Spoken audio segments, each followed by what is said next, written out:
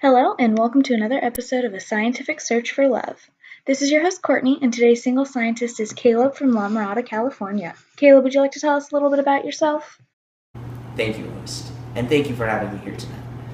I love candlelit dinners, watching Hamilton, long walks on the beach, and talking about whether viruses are alive or not.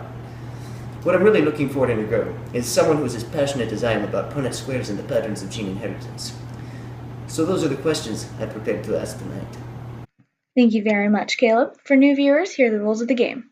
Our eligible scientist has prepared questions in advance to ask our two lovely contestants. You must ask them 3 questions each, and they have to answer the best they can. If one contestant is wrong, the other may give the right answer. The contestant with the most correct answers is announced at the end, but our eligible scientist can pick whoever he wants at the end of the show. Go ahead with your first question then, scientist. Contestant number 1. This one is for you. What is the law of independent assortment? That is a tricky one.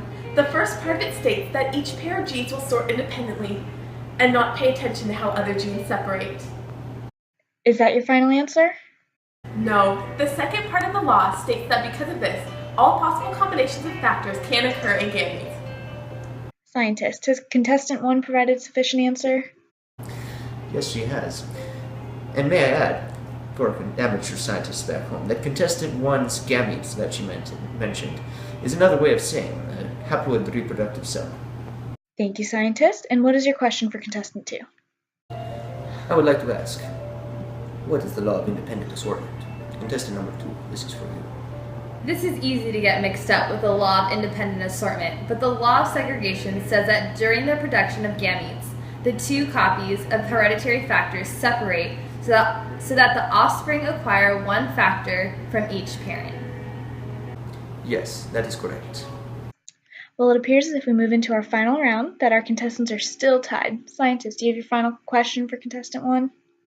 Yes, I do, but I would like for both contestants to answer this one. I want the contestants to demonstrate how to create a Punnett square in order to help the viewers at home understand better how it predicts the probability of a child inheriting a certain trait. The situation is this.